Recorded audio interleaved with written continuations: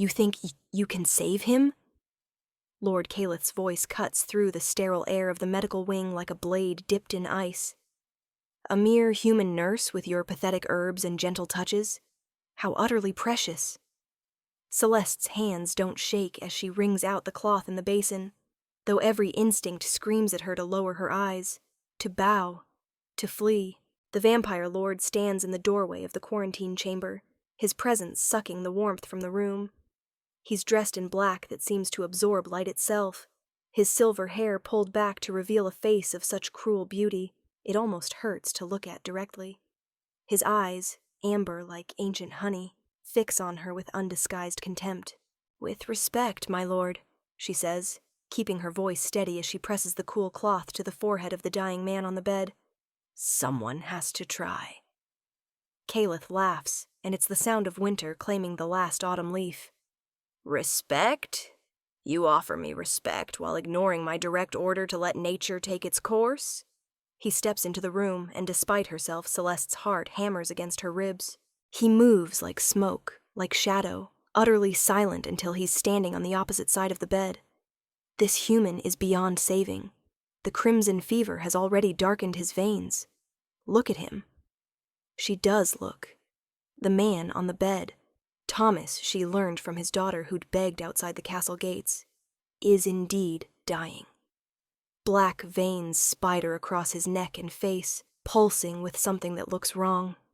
That smells wrong. The crimson fever is what humans call it.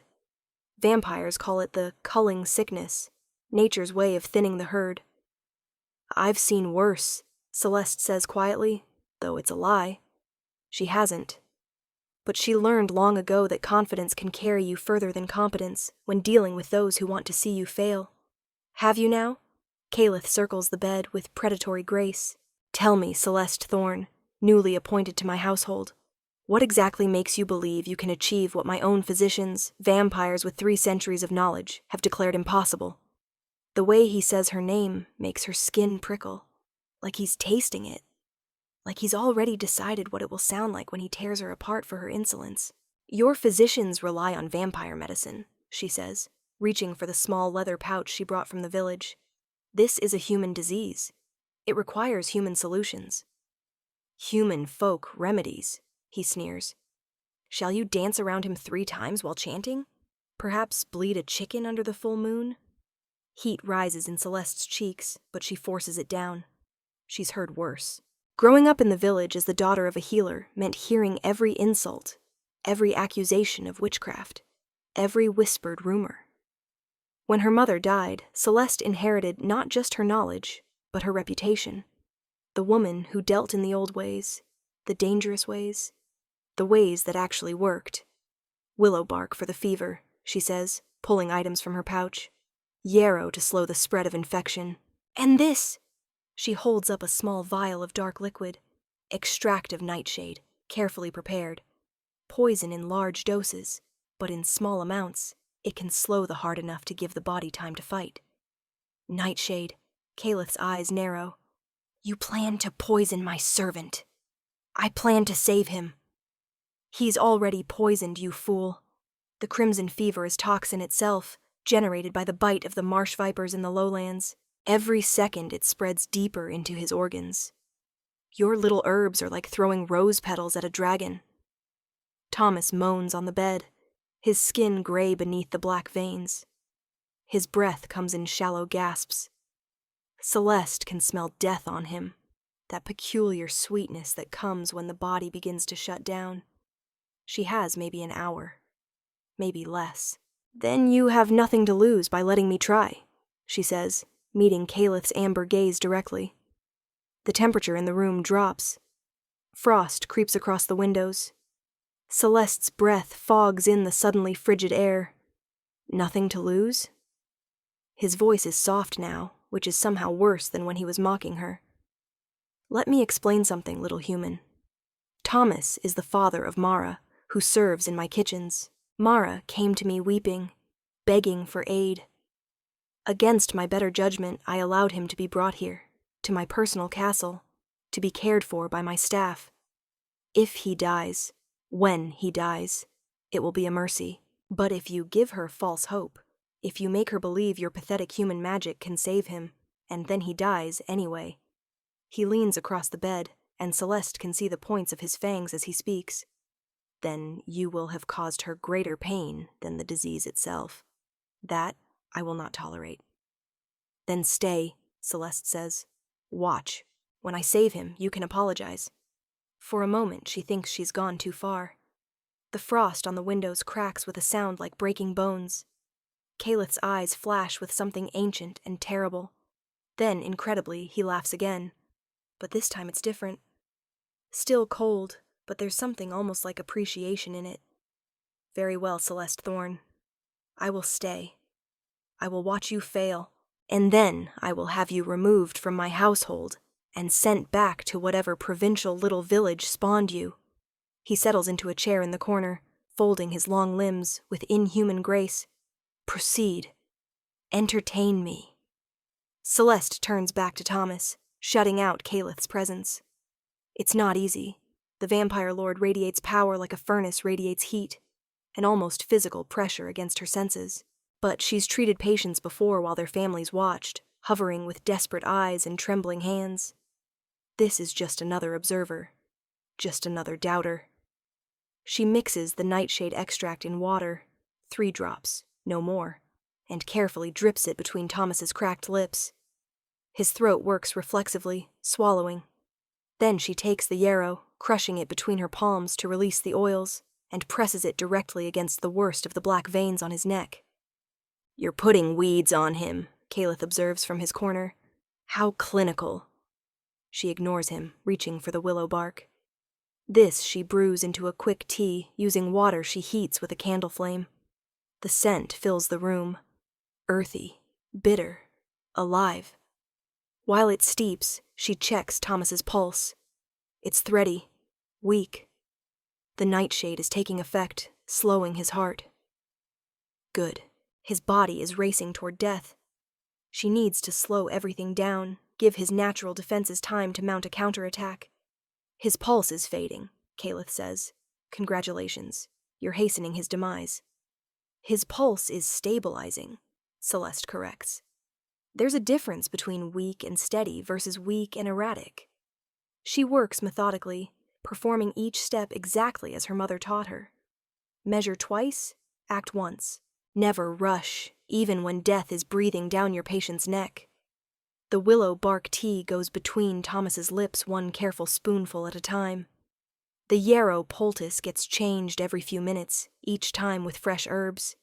And she watches the black veins, watches his breathing, watches the color of his skin. An hour passes. Caleth doesn't speak, but she can feel his gaze on her like a weight. The silence grows heavy, broken only by Thomas's labored breathing and the soft sounds of Celeste's movements. 2 hours. Her back aches from bending over the bed. Her fingers are stained green from the herbs. The candles burn lower. This is pathetic, Caleth finally says. You're simply prolonging the inevitable. Let him go. No. He's suffering. He's fighting. You're torturing him for your own pride. Celeste whirls on him. My pride? You're the one who wouldn't let your physicians treat a human because he wasn't worth the resources. You're the one who told his daughter that her father was as good as dead. You're the one who mocked me for trying. Don't you dare speak to me about pride, Lord Caleth, when you've built a palace of it and crowned yourself king. The words hang in the frozen air between them. Celeste's heart pounds. She's just told off one of the most powerful vampires in the realm. There are stories about Caleth, how he once killed a man for serving him wine at the wrong temperature, how he rules his territory with an iron fist and accepts no challenge to his authority, how he's forgotten what it means to be anything other than a predator. But Caleth doesn't rage. He studies her with those amber eyes. And there's something calculating in his expression now.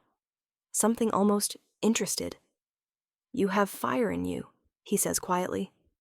I wondered if it was there, underneath the subservient healer facade. Good. I detest weakness. Then stop trying to make me give up. I'm not trying to make you give up. I'm trying to understand why you won't. He rises from the chair in one fluid motion and crosses to the bed again. This time, he looks at Thomas more carefully. Tell me truthfully, do you believe you can save him? Or is this hope you're selling more for his daughter than for him? The question catches her off guard. It would be easy to lie, to double down on false confidence. But there's something in the way Caliph asks it, a genuine curiosity beneath the ice, that makes her pause. I don't know, she admits. I've treated crimson fever before, in the early stages. Never this advanced. But I know that everyone who's ever been saved from anything impossible survived because someone refused to give up on them. She meets his gaze. So yes, maybe this is partly for Mara. Maybe it's partly for my own pride. But it's also because he's a person, and he deserves someone in his corner, fighting for him until the very end. Something flickers across Calith's face. So fast she almost misses it. Pain? Regret? Then it's gone, replaced by his usual mask of cold disinterest. How poetically human, he says, but his voice lacks its earlier bite. 3 hours. Celeste's hands are shaking from exhaustion now, but she doesn't stop. Fresh yarrow. Check the pulse. Another spoonful of willow bark tea. The black veins seem darker than before, spreading across Thomas's jaw toward his lips. She tries not to let despair sink its claws into her heart. It's spreading, Caliph observes unnecessarily. I can see that. You've failed. Not yet. She reaches into her pouch for the last ingredient, the one she's been saving.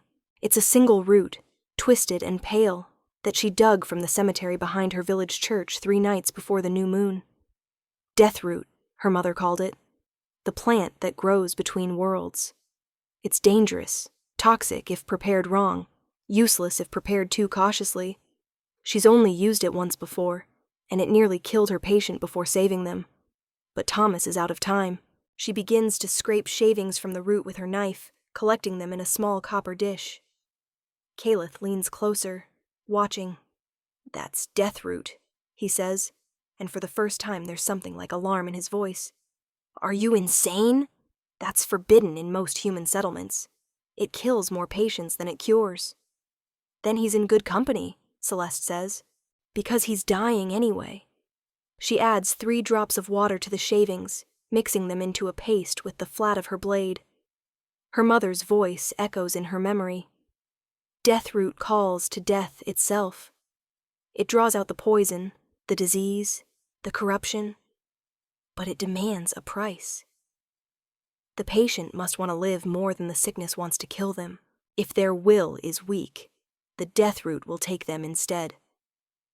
Thomas, she says, leaning close to his ear, I know you probably can't hear me, but if you can, if there's any part of you still fighting in there, hold on. Your daughter needs you. Mara needs her father. She's out in the hallway right now, praying to every god she can name.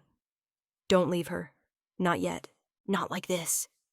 She spreads the deathroot paste directly over his heart, pressing it against his bare chest. The effect is immediate. Thomas's body arches on the bed, a strangled gasp tearing from his throat. The black veins begin to writhe beneath his skin like living things, crawling and twisting. Celeste, Caliph starts. Don't touch me. I need to concentrate.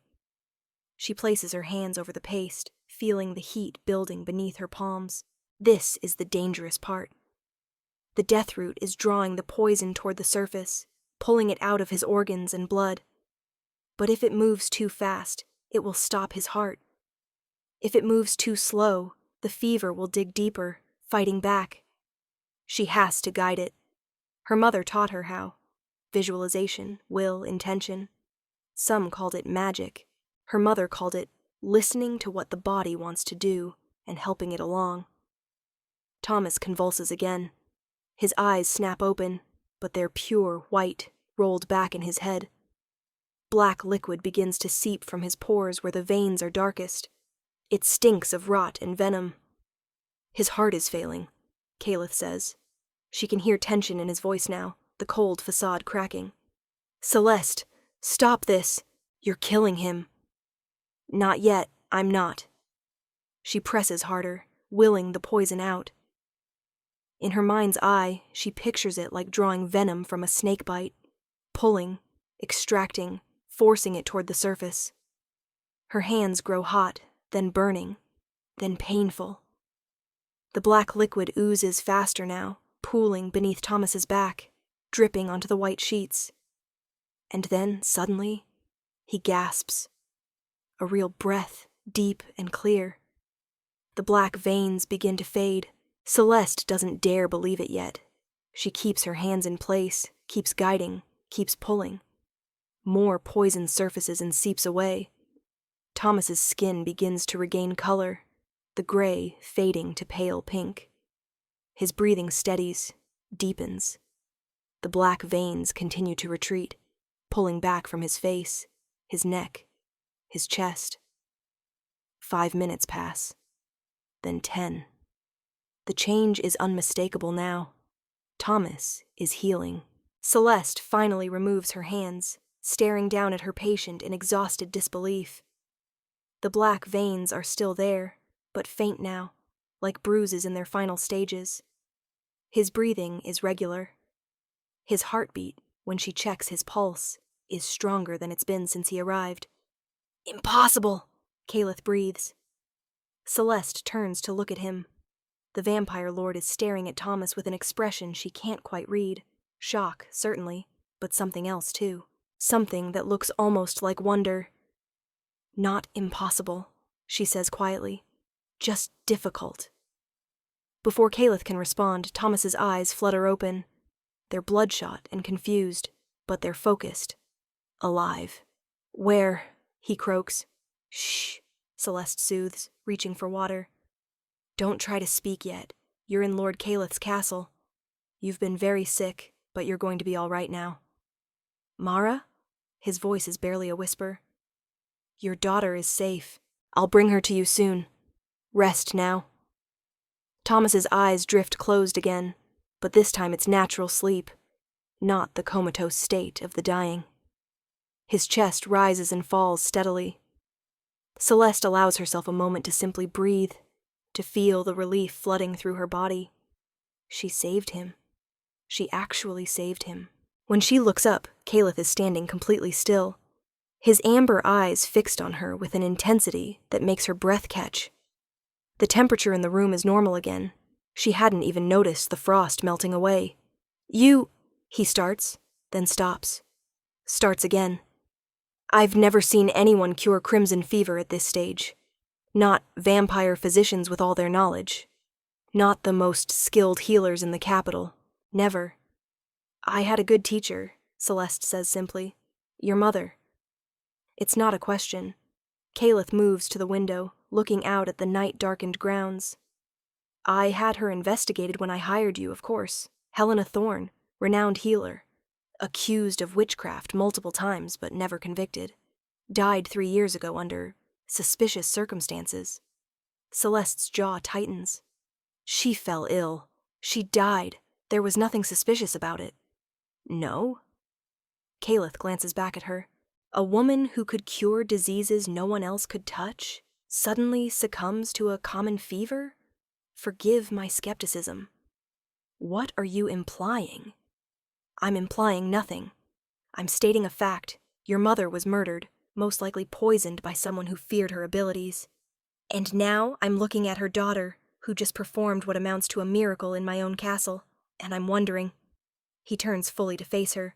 How long until they come for you, too? The question sends ice down Celeste's spine. It's something she's tried not to think about.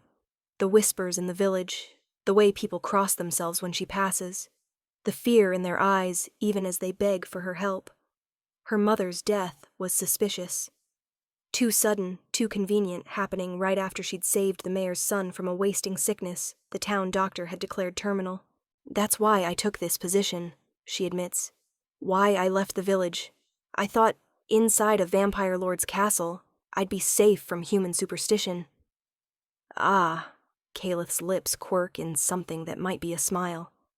So, you came to the monster's den to escape the villagers' torches. There's a certain irony to that.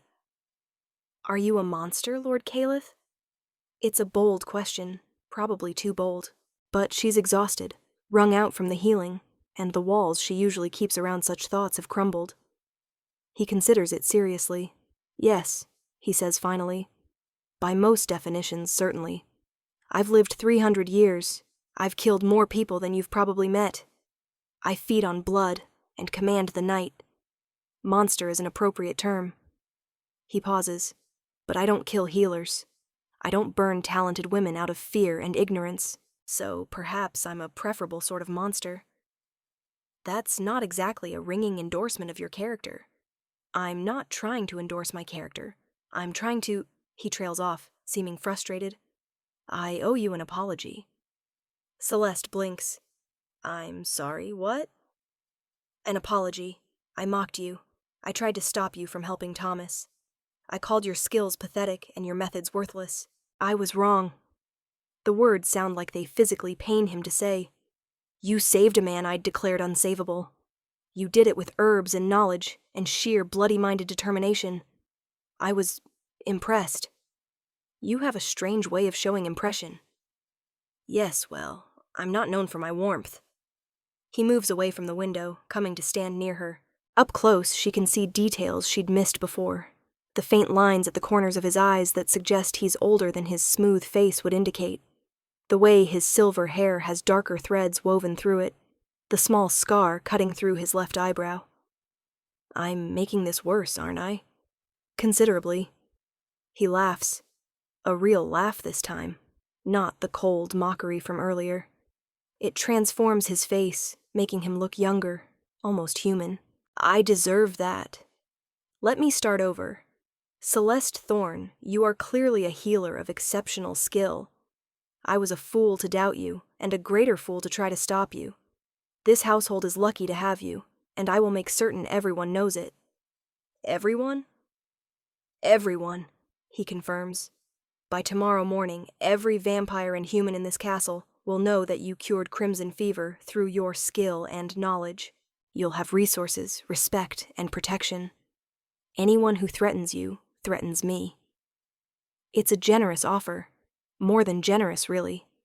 It's everything she hoped for when she took this position. Safety, recognition, the ability to practice her healing without fear. She should be grateful. So why does part of her feel like she just stepped into a different kind of trap? Thank you, my lord, she says carefully. That's very kind. It's not kindness. It's pragmatism. A healer who can save lives I thought lost is an asset worth protecting. He pauses, studying her face. Though, I confess, there may be an element of personal interest as well. Personal interest? You told me I'd built a palace of pride and crowned myself king. No one has spoken to me like that in decades, possibly centuries. It was, he searches for the word, refreshing. Refreshing, Celeste repeats flatly. I insulted you and you found it refreshing. I'm surrounded by people who fear me, people who obey me, people who would die rather than contradict me. Do you have any idea how tedious that becomes? How mind-numbingly dull? He leans against the bedpost, a casual gesture that somehow makes him look more dangerous, not less. You weren't afraid to challenge me. Even when you should have been terrified, even when I tried to intimidate you into backing down, you held your ground. That takes courage. Or stupidity. Perhaps both. Often the line between them is thinner than people think. His amber eyes catch the candlelight, seeming to glow. I want you to succeed, Celeste. I want you to thrive here. Not just because you're useful, but because I'm curious to see what else you're capable of. There's something in his voice that makes heat rise in her cheeks. She looks away, focusing on Thomas's sleeping form. I should let Mara know her father is all right. Of course. Caliph moves to the door, opening it. I'll send for her myself. But Celeste... He waits until she looks at him. When you're finished here, come find me in the West Library. There are things we should discuss. Plans to make. Plans? If crimson fever can be cured, What other incurable diseases might yield to the right treatment? What other knowledge did your mother possess that's been lost or suppressed? His smile is sharp now, predatory. You're not just a healer, Celeste. You're a revolutionary, and I intend to make sure the world knows it. He leaves before she can respond, the door closing softly behind him. Celeste stands alone in the medical chamber with her sleeping patient, her stained hands, and a growing sense that her life just changed in ways she can't yet fully comprehend. Outside the door, she hears Caleth's voice, commanding but not unkind. Fetch Mara from the kitchens. Tell her father is asking for her. And send word to the steward. I want Celeste Thorne moved from the servant quarters to the guest wing. She's to have a proper suite befitting her station as senior healer of this household. Footsteps hurry away. More footsteps approach, running. The door bursts open and a young woman tumbles in, dark hair wild, eyes red from crying. Papa, Mara gasps, rushing to the bedside. Is he... Oh, gods, is he... He's alive, Celeste says gently. He's sleeping. The fever has broken. He'll need time to recover his strength, but he's going to be all right. Mara's sobs turn to laughter, tears streaming down her face as she clutches her father's hand. Thomas stirs at the sound, his eyes opening again. Mara, he mumbles. My girl, don't cry. These are happy tears, Papa. The healer saved you. The healer saved your life. Thomas's gaze finds Celeste, and there's gratitude in it so profound it makes her throat tight. Thank you, he whispers. Thank you. Celeste nods, not trusting her voice. This is why she does it. Not for recognition or praise, not for safety or status. For this moment, the moment when death loses and life wins, when families are kept whole, when hope is rewarded. Everything else is just details. She slips out of the room quietly, leaving father and daughter to their reunion. The hallway is cooler, darker, lit by torches set in iron brackets. She's exhausted, her whole body aching, her mind foggy from hours of intense concentration. She should go back to her quarters, wash the herb stains from her hands, sleep. Instead, she finds herself walking toward the West Library. The castle is enormous, a sprawling Gothic structure of black stone and soaring ceilings. Celeste has been here for 2 weeks, but still gets lost regularly. The West Library, though, she knows. She's glimpsed it once through open doors, and been awed by the walls of books stretching toward a ceiling painted with stars. She finds it now, the heavy oak doors standing open. Inside, Caleth sits in a high-backed chair near a fireplace, a book open in his lap. He looks up when she enters, unsurprised. That was quick, he says. I expected you to make me wait. I considered it, but I'm too tired to be strategically difficult. She moves into the room, drawn to the warmth of the fire. You wanted to discuss something? Several things. Sit, please. You look like you're about to collapse. She sinks into the chair opposite his, grateful. The fire is mesmerizing, flames dancing over seasoned logs. For a moment, neither of them speaks. My mother kept a journal, Celeste says finally. Notes on every patient she treated, every technique she used. I have it hidden back in my quarters. Hidden? Why? Because it's dangerous. There are remedies in there that would get me burned for witchcraft if the wrong people saw them. Deathroot is only the beginning. She stares into the flames. When she died, I thought about burning it, starting fresh, only using the safe, approved methods, forgetting everything else. But you didn't. No, because those dangerous remedies are the ones that actually work. The safe methods let people die comfortably. The dangerous ones give them a chance to live. Caleth closes his book, setting it aside. Show me the journal. What? Tomorrow, bring it to me. I want to read it. All of it. He leans forward, elbows on his knees, those amber eyes intense. Here's what I'm proposing. You continue your work as healer for my household. But beyond that, we experiment. We research. We take your mother's knowledge and expand on it. Test it. Document it properly. That could take years. I have years. Centuries, if needed. And now, so do you. He pauses. If you agree to this, Celeste, I'll offer you my protection. Full protection. Anyone who comes for you will have to go through me first. You'll have resources, funding, access to anything you need. In return, you teach me. You share your knowledge. You let me help you preserve what your mother died protecting. It's a devil's bargain. She knows that. Binding herself to a vampire lord, giving him access to knowledge that's been kept secret for generations, trusting him to use it wisely, it's insane. But what's the alternative? Hide in the shadows? Wait for the inevitable accusations? Watch people die because she's too afraid to use the methods that could save them? Why do you care?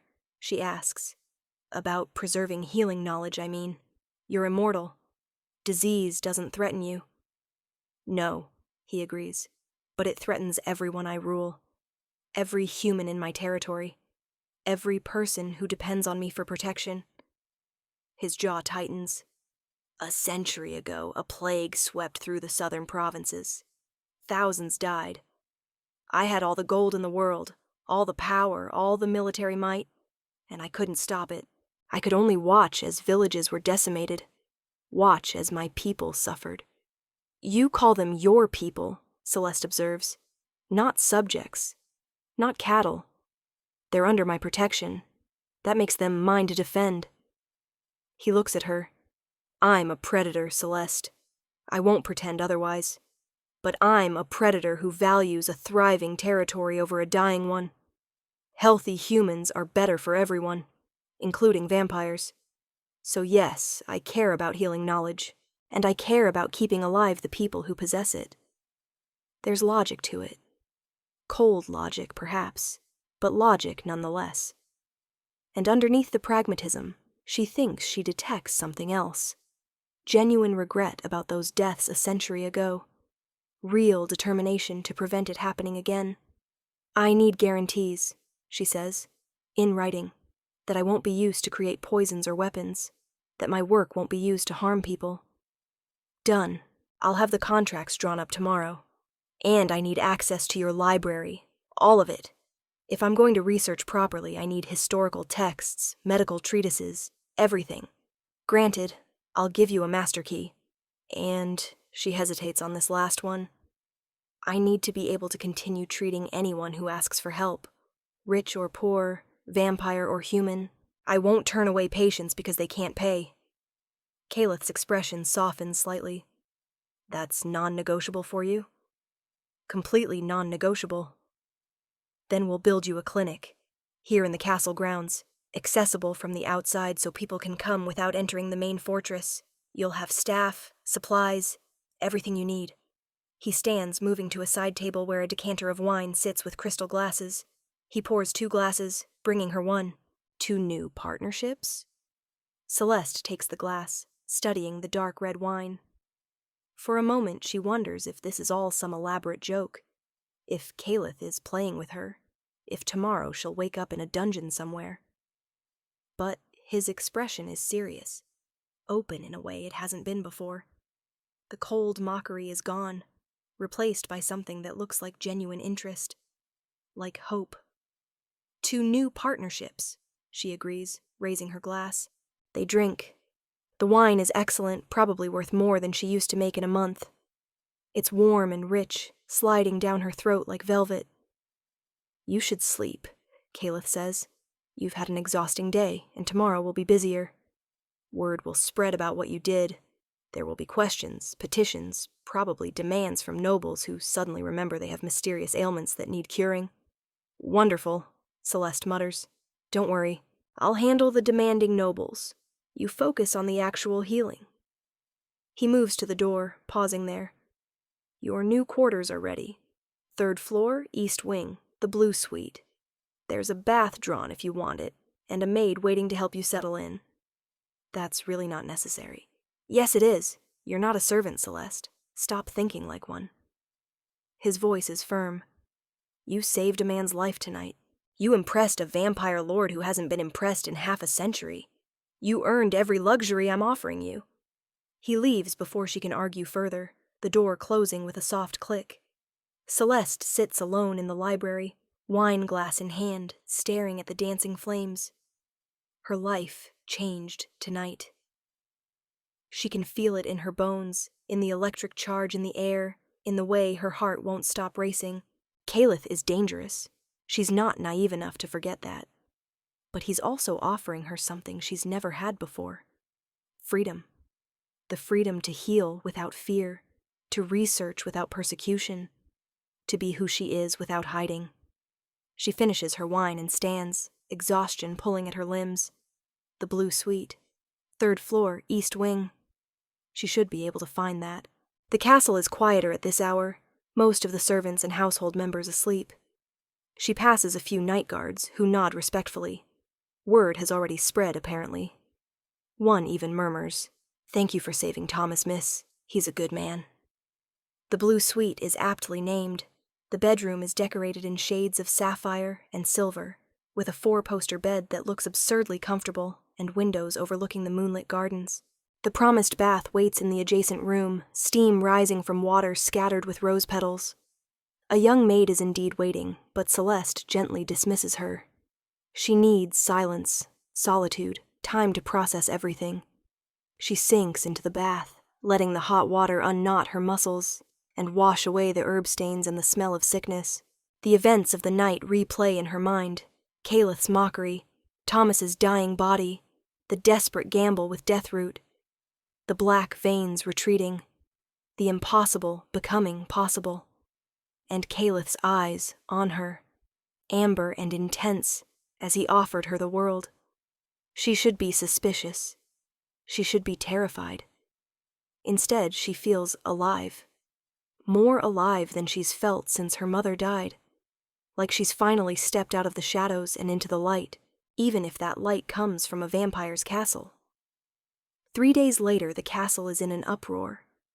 Celeste stands in what will become her clinic, a large stone building attached to the castle's outer wall, with clean, whitewashed walls and windows that let in plenty of natural light. Builders are still working on one corner, but most of it is finished, examining tables, cabinets for supplies, a small laboratory for preparing remedies. It's more than she ever dreamed of. "Where do you want the books?" She turns to find Caliph directing servants carrying wooden crates. He's dressed more casually today, still all black, but without the formal coat and cravat. His silver hair is loose around his shoulders. He looks younger, more relaxed. "Books?" she asks. "Medical texts from my library. Historical records of diseases. Herbals. I thought you might need reference materials." He opens one crate, pulling out a leather-bound volume. This one is from the Eastern Kingdoms, written 200 years ago by a human physician who worked with vampire patients. Fascinating cross-species medical theory. Celeste takes the book reverently. The knowledge contained in these texts is worth more than gold. "Thank you." "Don't thank me yet. You haven't seen how many crates there are." He grins, an actual grin, boyish and pleased. "I may have gotten carried away." Over the past 3 days, Celeste has seen more sides of Caliph than she expected existed. The cold, mocking lord from that first night seems to have been replaced by someone warmer, more present. He checks on Thomas daily. He asks detailed questions about her healing techniques. He's even started joining her for dinner, their conversations ranging from medical theory to literature to the politics of vampire courts. It's disarming. Dangerous, probably. She's trying very hard not to like him. "Lord Caliph?" A servant appears in the doorway, looking nervous. "There are visitors at the main gate, Lord Theron and Lady Seraphine from the Northern Court. They request an audience." Caliph's expression darkens. "Of course they do. Word travels fast, apparently." He looks at Celeste. "This is about you." "Me? Why?" "Because you cured Crimson Fever. News like that spreads through vampire courts like wildfire. Every lord and lady with a sick human in their household will want access to you." He's already moving toward the door. "Stay here. Don't come to the main hall. I'll handle this." "Caliph, stay here, Celeste. These are not friendly vampires." His voice is sharp, commanding. Then it softens slightly. "Please, Trust me on this." He leaves, and Celeste is left with the servants and the crates of books. She tries to distract herself by organizing supplies, but her mind keeps wandering. Other vampire lords are here because of her, wanting her skills, wanting to use her. Is this what her life will be now? Passed around between vampire courts like a valuable object? She's shelving jars of dried herbs when she hears shouting from the direction of the main castle. Raised voices, angry. Then a scream, human, terrified. Celeste drops the jar she's holding and runs. The great hall is chaos. 2 vampires she doesn't recognize. Lord Theron, she assumes, tall with dark hair, and Lady Seraphine, beautiful and cruel-looking, are facing off against Caleth. Between them, held by guards, is Mara. The kitchen maid is crying, struggling. "What is this?" Celeste demands. All eyes turn to her. Caleth's expression is thunderous. "I told you to stay in the clinic. I heard screaming. What's happening? Why are you holding Mara?" Lady Seraphine laughs, the sound like breaking glass. "Oh, how precious. The little healer has a spine.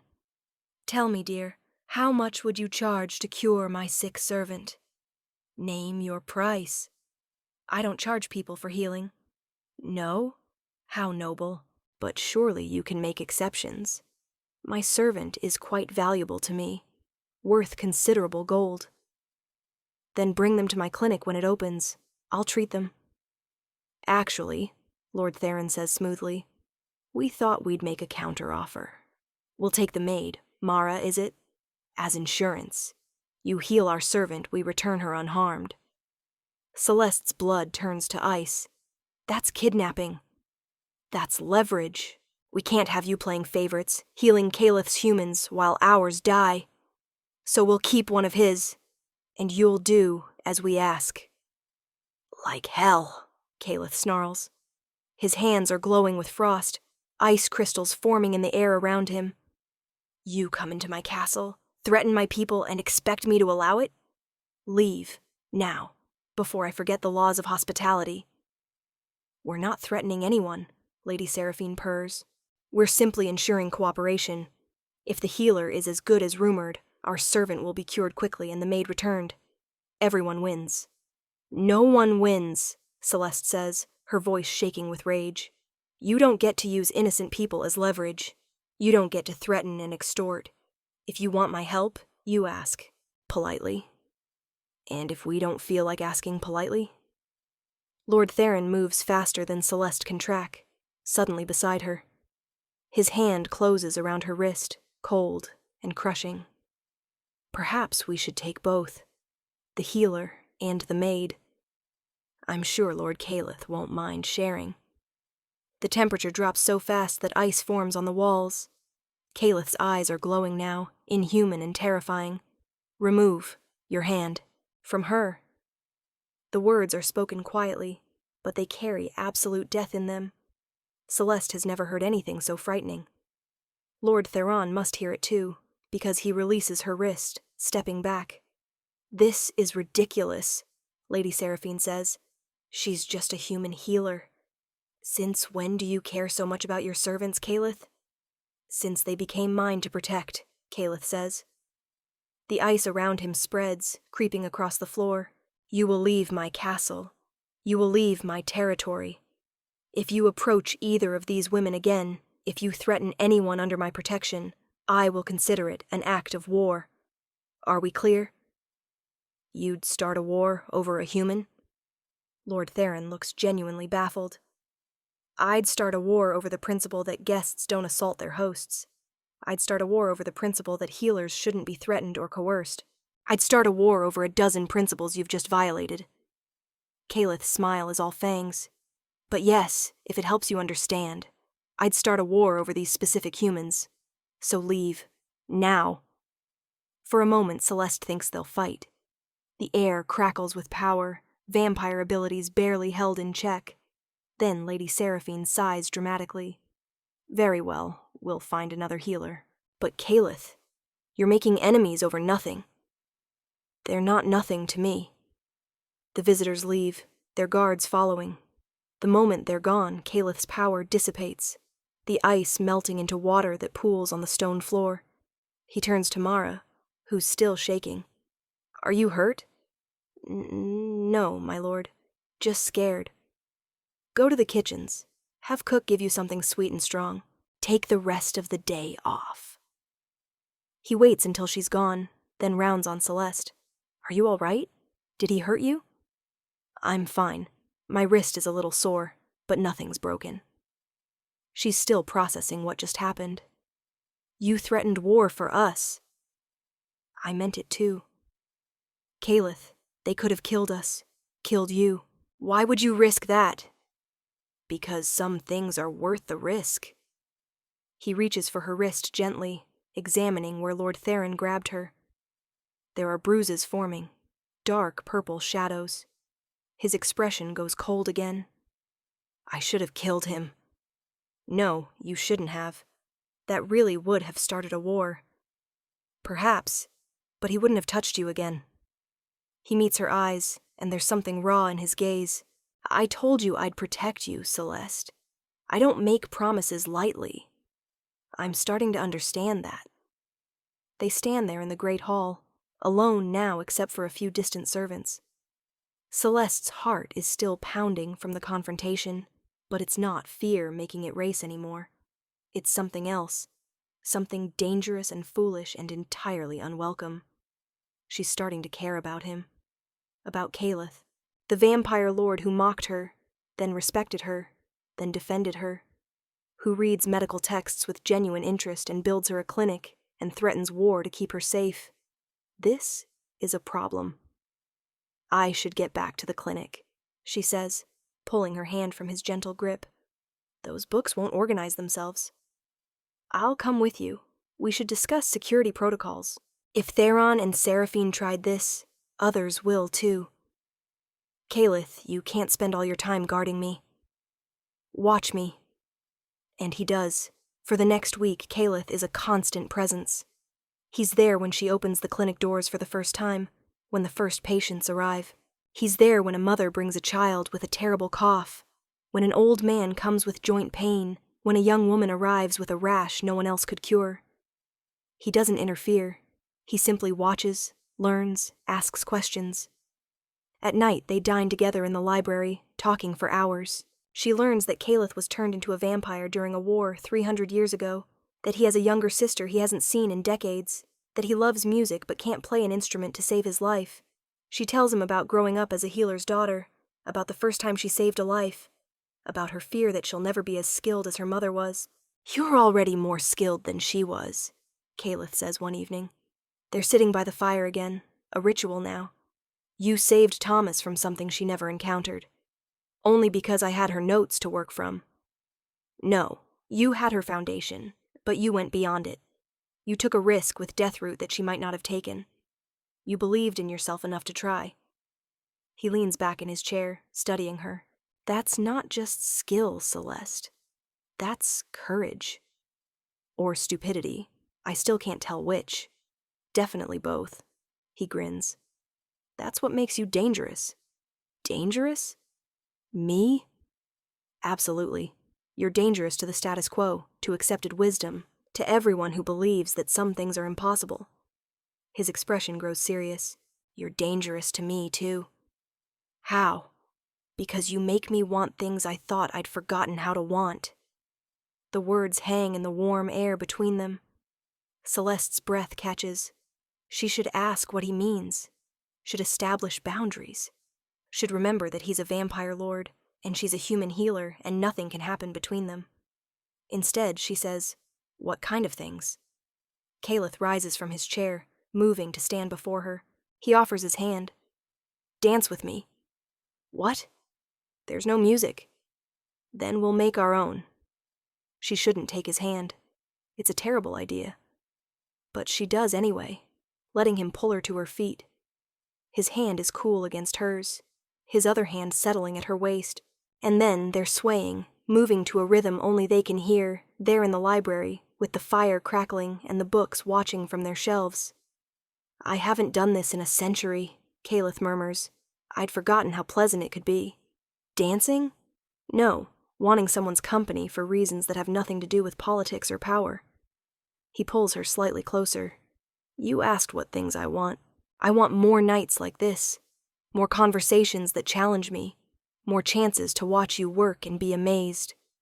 I want, he pauses, I want to keep you safe and see you thrive, and know that you're happy. Caleth, I know, I'm immortal, you're human. I'm a vampire, you're a healer. There are 1,000 reasons this is impossible. His amber eyes search her face. Tell me you don't feel it too, and I'll stop. I'll maintain proper distance. We'll be colleagues and nothing more. Celeste knows what she should say. The smart thing, the safe thing. But she's never been good at choosing safe over true. I feel it, she whispers. I've been feeling it since you watched me save Thomas. Maybe even before, when you mocked me and I realized I wanted to prove you wrong. I feel it every time you ask me about my work, every time you bring me books, every time you look at me like I'm something precious. You are precious, he says. You're brilliant and brave and kind, and you're making me remember what it feels like to care about someone. He kisses her then, soft and careful, like she might break. His lips are cool but gentle, questioning. Celeste answers by kissing him back, rising on her toes to reach him better. His hand tightens at her waist, pulling her closer.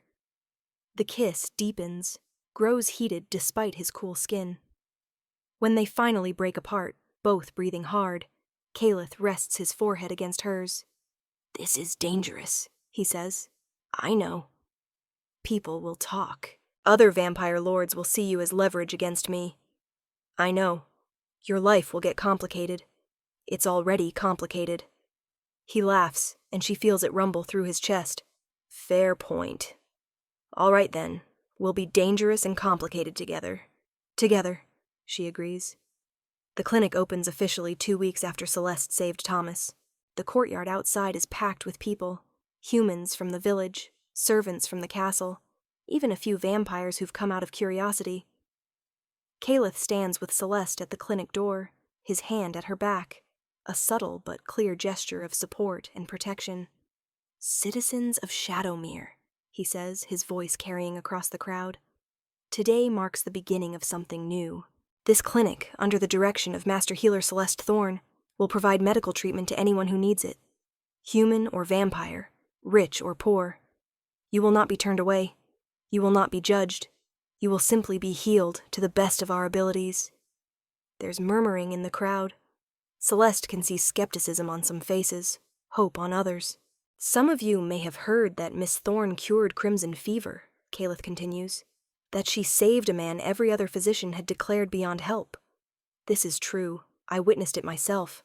I doubted her, and she proved me wrong. He looks at her, and there's pride in his expression. She is a healer of exceptional skill, and she is under my personal protection. Any who threaten her threaten me. The message is clear. Celeste isn't just another servant. She's valuable, protected, important. It's a public claiming, a declaration that she matters to him. Now, Caleth says, stepping back, I'll let Master Thorne speak for herself. Celeste moves forward, her heart pounding. She's not used to crowds, to being the center of attention. But as she looks at the gathered faces, she sees what she saw in Thomas's room. Hope. People desperate for help, for healing, for someone to care. Thank you for coming, she says. I know many of you have no reason to trust me yet. I'm new here. I'm young. I use methods some consider strange or dangerous. But I promise you this. I will do everything in my power to help you. I will never give up on a patient as long as there's breath in their body, and I will never, ever turn you away because you can't pay. An old woman in the crowd calls out, My grandson has the wasting sickness. The doctor says there's nothing to be done. Bring him to me, Celeste says. I can't promise I'll cure him, but I promise I'll try. Another voice. I've had pains in my chest for months, getting worse. I'll examine you. We'll find out what's causing it. More voices now, questions and requests flowing over each other. Celeste feels overwhelmed for a moment. But then Calith's hand touches her back again, steadying her. "One at a time," he says firmly. "There will be an orderly queue. Everyone will be seen, I promise. But we must have organization." Servants begin directing people into a line. Celeste catches Calith's eye and mouths, "Thank you." He smiles, that warm expression she's grown to treasure. Then he turns to address the crowd again. One more announcement. As of today, Celeste Thorne is elevated to the position of Chief Healer of Shadowmere Castle and the surrounding territories. She will have full authority over all medical matters. Her word on healing is law. He pauses. She is also under my personal protection as my intended companion. Shocked silence. Even Celeste freezes, staring at him. Intended companion. In vampire culture, that's just short of an engagement. It's a public declaration of serious interest, of commitment. It means she's not just protected as a servant or valued citizen. She's protected as his partner. "Calith," she hisses, "you didn't tell me you were going to say that, because you would have argued." He looks insufferably pleased with himself. But it's true, isn't it? And now everyone knows that touching you means answering to me personally. You're impossible. I'm protective. There's a difference. The crowd is buzzing with whispers, but no one looks hostile. If anything, people seem pleased. There's something romantic about a powerful vampire lord publicly claiming a healer. It's the stuff of stories. Maybe that's what this is becoming. A story. The vampire lord and the healer who challenged him, who proved him wrong, who made him remember what it meant to care. The first patient steps forward. A young man with a badly infected wound on his arm. Celeste pushes aside her swirling thoughts and focuses. This is what matters. Not politics or declarations or the complicated thing growing between her and Calith. Just this. A person who needs help and her ability to provide it. She works through the morning and into the afternoon, treating wounds and illnesses, dispensing remedies, offering advice. Calith stays nearby for the first hour, then reluctantly leaves to attend to castle business. But Celeste can feel his presence even when he's gone, like a warm shadow protecting her back. By evening, she's exhausted but satisfied. The last patient leaves with medicine for his daughter's cough, promising to return if it doesn't improve. Celeste is cleaning her instruments when Mara appears in the doorway with a tray of food. "Thought you might be hungry," the young woman says, "and I wanted to thank you again. Papa's up and about now, still weak, but the fever's completely gone." "That's wonderful, Mara." "It's more than wonderful. It's a miracle." Mara sets the tray down, then hesitates. "Can I ask you something personal?" "Of course." "Lord Calith, the way he looks at you, the way he spoke about you today." Mara grins. "You're good for him, I think. He's different lately, warmer, more present. My father says he hasn't seen Lord Calith care about someone like this in all his years serving here." Celeste feels heat rise in her cheeks. "I don't know if I'd say he cares about me." "Oh, he definitely does. He threatened war for you. He publicly claimed you as his intended. If that's not caring, I don't know what is." Mara moves to the door, then pauses. "For what it's worth, I'm glad. You saved my father. You're saving others. You deserve someone who'll protect you the way Lord Calith does, even if he is a centuries-old vampire lord." After Mara leaves, Celeste eats mechanically, her mind elsewhere. Intended companion. She should be terrified by how fast this is moving. She's only been here a month. She barely knows Calith beyond their evening conversations and his public support. But somehow it feels right. Like everything has been leading to this. She's finishing her meal when Calith appears, materializing out of the evening shadows in that way vampires do. "Successful first day?" he asks. "Very. I saw 32 patients, 3 serious cases I'll need to monitor, but nothing I can't handle." "Good." He comes to stand beside her, looking around the clinic with satisfaction. "This is just the beginning, you know. Word will spread. People will come from all over the territory. You're going to change how healing is done here." "No pressure, then." He laughs. reaching to tuck a strand of hair behind her ear. The gesture is casual, intimate. I have complete faith in you. About what you said today, the intended companion thing. She looks up at him. That's a pretty significant commitment. Are you sure you want to? I've never been more sure of anything, he interrupts. Celeste, I've lived for 300 years. I've known countless people, had countless relationships. None of them made me feel the way you do. When I'm with you, I remember what it's like to want to be better, to care about something beyond power and territory. You make me feel human again. He cups her face gently. So, yes, I'm sure. The question is, are you? She should think about it. Weigh the consequences. Consider all the ways this could go wrong. But she's spent so much of her life being careful, being afraid, hiding what she can do.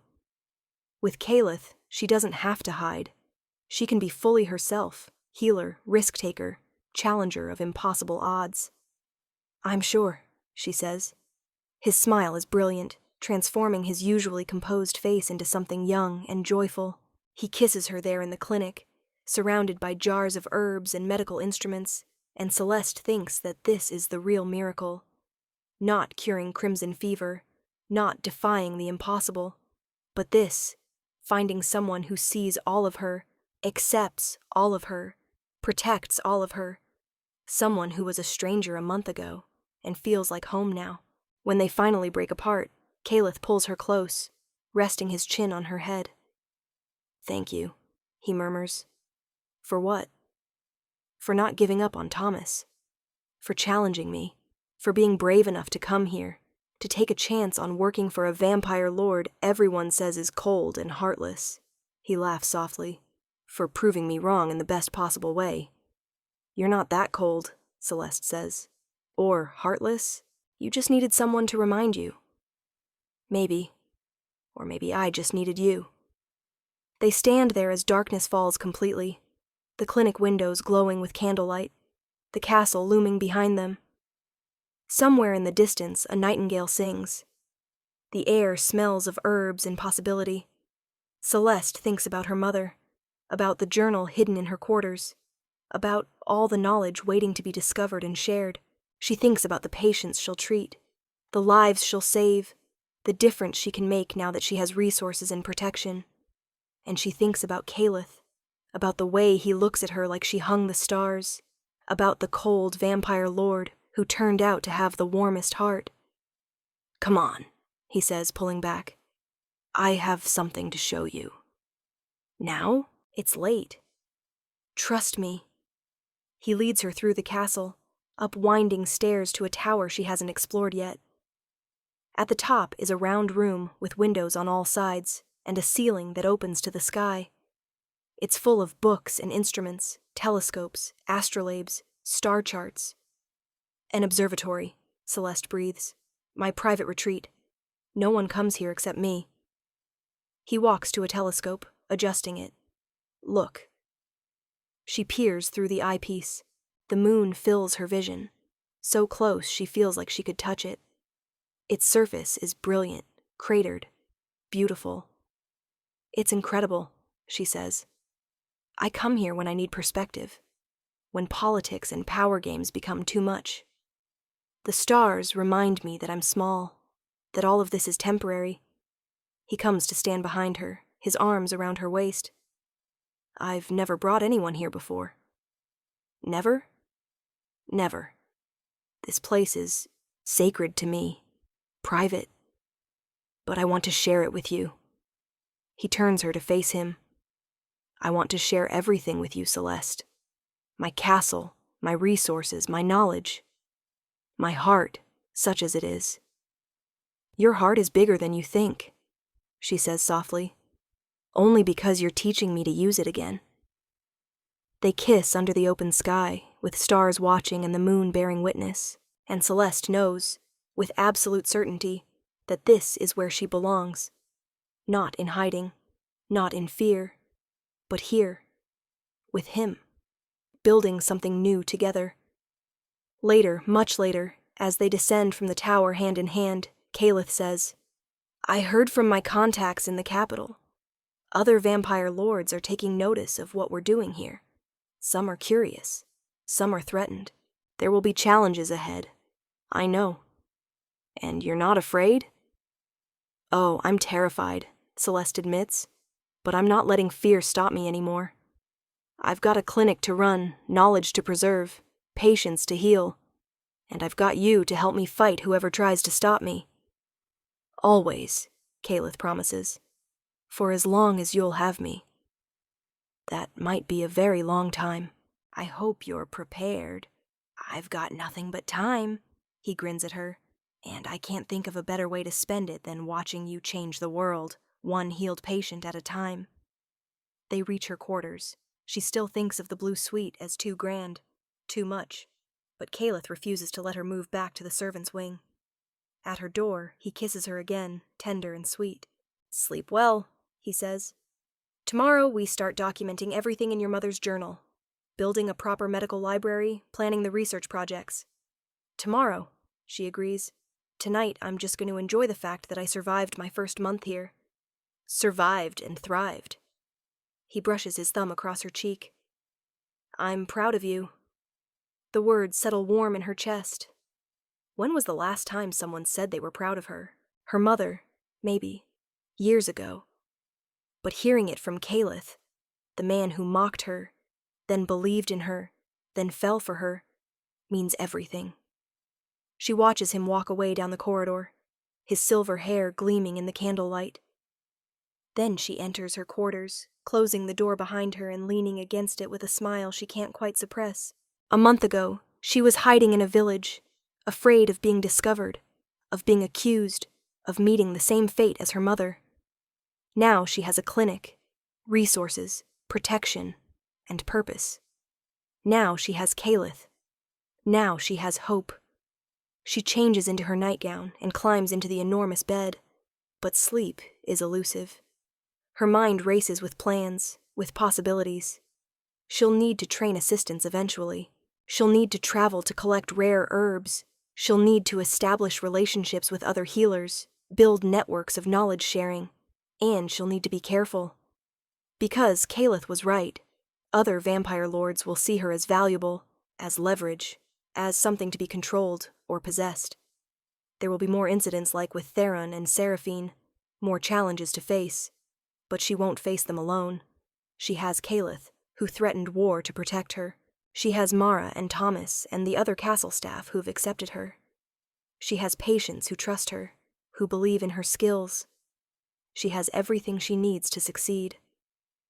As she finally drifts off to sleep, Celeste thinks about the moment in the medical chamber when Calith said she was impossible. Back then it was an insult. Now she wears it as a badge of honor. She's impossible. She cures diseases that can't be cured. She challenges vampire lords and wins.